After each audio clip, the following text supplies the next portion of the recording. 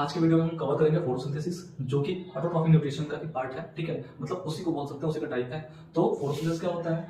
ये प्रोसेस है ऐसा process by which green plants make their own food by using sunlight, chlorophyll, soil and carbon dioxide. ठीक है, तो ये हो गया फोटोसिंथेसिस। इसके एग्जांपल के बारे में बात करें तो एग्जांपल होता है ग्रीन प्लांट होते हैं। ठीक है, और ग्रीन प्लांट इसलिए होते हैं क्योंकि उनमें क्लोरोफिल पाया जाता है उनके ग्रीन पार्ट में। और उसके बाद बात करेंगे कुछ बैक्टीरिया होते हैं जैसे साइनोबैक्टीरिया, ब्लू ग्रीन एल्गी, ये सब क्या करते हैं? फोटोसिंथेसिस से अपना फूड फॉर्म करते हैं या सिंथेसाइज करते हैं। ठीक है, उसके बाद ऐसा हमने अभी वर्ड यूज किया क्लोरोफिल, फिर उसके बाद CO2 यूज किया, वाटर यूज किया, सनलाइट यूज किया। ठीक है, तो इसको बुक में बोला गया है कि रॉ मटेरियल है जो फोटोसिंथेसिस के लिए ये सब क्या है? रॉ मटेरियल है। कौन कौन से रॉ मटेरियल का यूज करके प्लांट फोटोसिंथेसिस करते हैं? तो raw material used by plant for photosynthesis हो जाएगा पहला CO2, second water, third sunlight and fourth क्या होता है? क्लोरोफिल होता है। ठीक, और इस और क्वेश्चन बन सकता है क्या कि from where plant gets that raw material, यहां से मतलब प्लांट कहां कहां से इसको एब्जॉर्ब करते हैं, कहां कहां से इसको गेट करते हैं।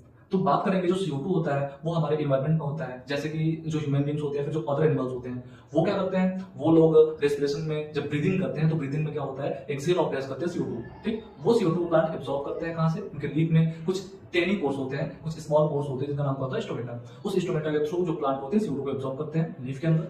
उसके बाद जो सॉइल होता है, सॉइल से रूट के थ्रू क्या करते हैं? वो पानी को एब्जॉर्ब करते हैं, साथ में कुछ मिनरल को एब्जॉर्ब करते हैं। वो पानी, वाटर जो होता है और मिनरल जो होता है वो आता है लीफ में। ठीक है, जाइलम के थ्रू आता है। उसके बाद बात करेंगे सनलाइट, सन से मिल जाता है प्लांट को। एंड जो क्लोरोफिल होता है वो प्लांट में क्लोरोप्लास्ट, जो मेसोफिल सेल होता है लीफ में उसके ग्रीन पार्ट में। ठीक है, मेसोफिल सेल के अंदर क्लोरोप्लास्ट होता है और क्लोरोप्लास्ट के अंदर क्या होता है? क्लोरोफिल नाम का पिगमेंट उसमें भरा होता है। तो ये सारे रॉ मटेरियल हो गए।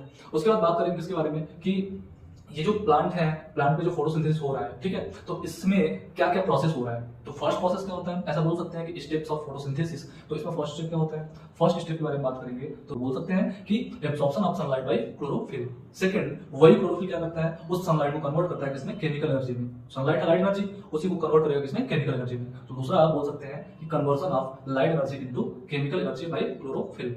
एंड थर्ड प्रोसेस क्या होता है? थर्ड स्टेप होता है कि ब्रेक डाउन ऑफ वाटर या फिर photolysis of water. Photolysis of water में बात करेंगे कि यहाँ पे सनलाइट के थ्रू क्या होता है? वाटर का फोटोलिसिस होता है, जिसमें वाटर को ब्रेक करते हैं और H+ आयन और O2- आयन क्या करते हैं? निकालते हैं।